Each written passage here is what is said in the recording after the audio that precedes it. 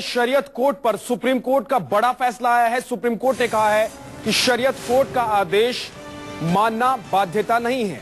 Court ने कहा है कि कोई शख्स शरीयत कानून मानने के लिए बाध्य नहीं है। सुप्रीम कोर्ट की तरफ से शरीयत कानून पर यह फैसला आया है और यह बड़ा फैसला मुस्लिम्स के लिए, और शरीयत कोर्ट का फैसला मानना बाध्य नहीं होगा। जरूरी नहीं है कि जो शरीयत कोर्ट फैसला सुनाए उसको लोग माने।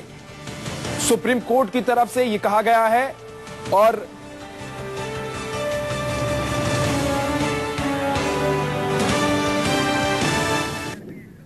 मुस्लिम की शादी, जायदाद, तमाम मुद्दों को लेकर शरीयत कोर्ट के फैसले आते रहे हैं और उसी के मामले में सुप्रीम कोर्ट में एक याचिका दायर की गई थी, जिसके बाद अब सुप्रीम कोर्ट ने यह फैसला सुनाया है। सुप्रीम कोर्ट ने कहा है कि शरीयत कानून मानना बाध्यता नहीं होगी मुस्लिमों के लिए, और कोर्ट जो भी फैसला सुनाता है या कोर्ट का जो भी कानूनी आधार है वो उसको मानना या उस पर अड़े रहना ये कोई जरूरी नहीं होगी। जबरदस्ती कोर्ट की तरफ से नहीं किया जा सकता है किसी भी शख्स से।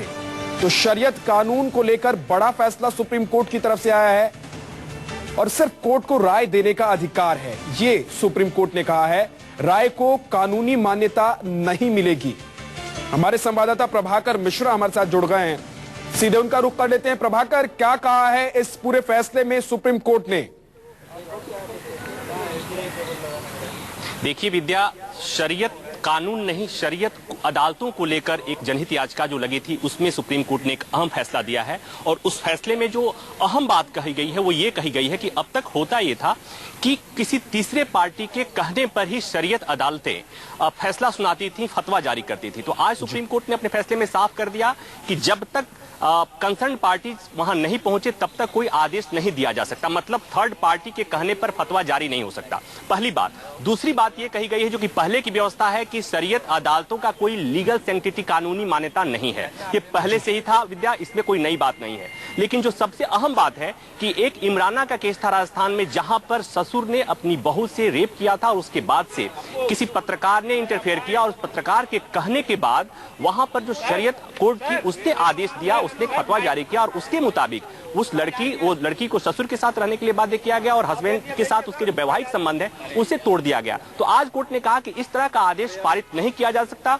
अगर कंसर्न पार्टी जाती है तो निश्चित तौर पर फतवा जारी किया जा सकता है, लेकिन अगर कोई फतवा से, जो कि पहले की व्यवस्था है कि अगर कोई जो शरीयत अदालतें हैं उसका फैसला अगर कोई पार्टी मानना नहीं चाहती है, तो जो पहले से व्यवस्था थी कि अगर आप इससे शिकायत है उस फैसले से, तो जो देश की व्यवस्था है, कानूनी व्यवस्था है, अदालतें हैं, वहां जा सकते हैं अपने अधिकारों के लिए, वहां पर आप चैलेंज कर सकते हैं। लेकिन जो पहले ही बातें थी कि कानूनी मान्यता नहीं है, आज भी कोर्ट ने कहा कि कानूनी मान्यता नहीं है, लेकिन जो अहम बात वही कि किसी तीसरे पार्टी के कहने पर कोर्ट कोई शरीयत अदालतें कोई आदेश पास नहीं कर सकते। इसका मतलब सीधा प्रभाकर ये हुआ कि कोर्ट की तरफ से सिर्फ राय मशवरा दिया जा सकता है, सीधे तौर पर बाध्य नहीं किया जा सकता है कि आप कोर्ट के फैसले को माने। साथ ही प्रभाकर, आप जरा यह भी समझाइए कि जो आम लोग हैं, जो मुस्लिम्स हैं, जिन पर यह फैसला थोप दिया जाता था, उन पर किस तरह से इस पूरे फैसले का असर पड़ने जा रहा है?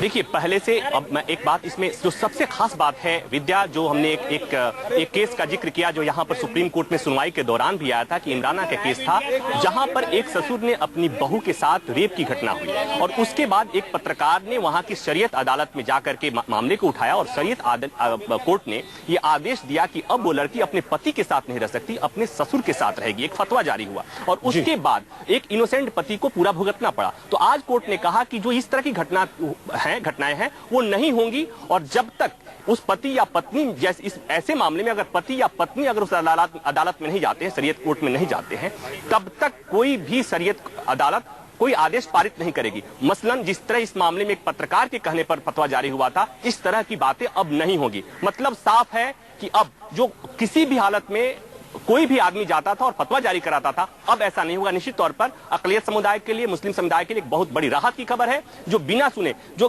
कोर्ट ने एक अहम बात कही है कि न्याय का सिद्धांत है कि जब तक जो एग्रीव्ड पार्टी है उसकी बात नहीं सुनी जाए, कोई भी आदेश पारित नहीं किया जा सकता। और ऐसे मामले में जब फतवा जारी होते थे थर्ड पार्टी के इंटरफेरेंस के बाद, वो जो नैसर्गिक न्याय का सिद्धांत है उसका वायलेशन होता था। कोर्ट ने कहा कि चलिए, शुक्रिया पूरी जानकारी के लिए प्रभाकर मिश्रा आपका।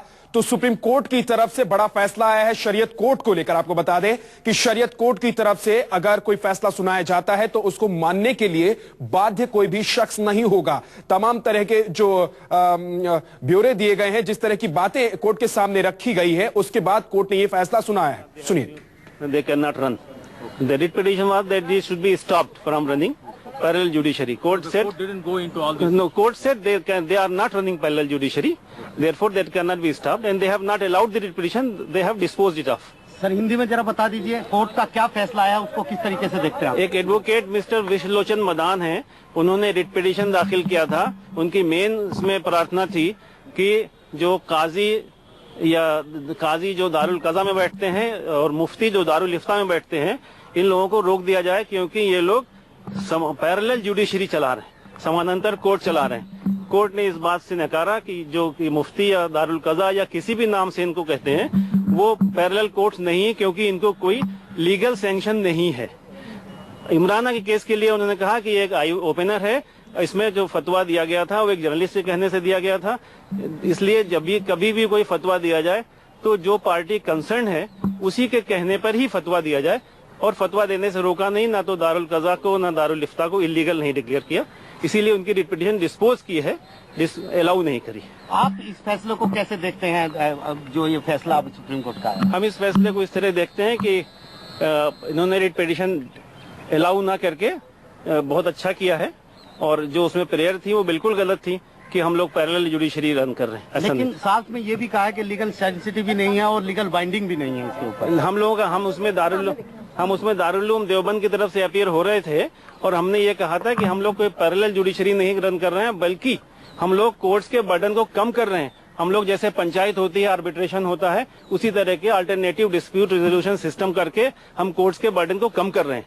कोर्ट ने इस बात पे कुछ अपना ऑब्जर्वेशन दिया है, जो डिटेल जजमेंट पढ़ने पे पता लगेगा।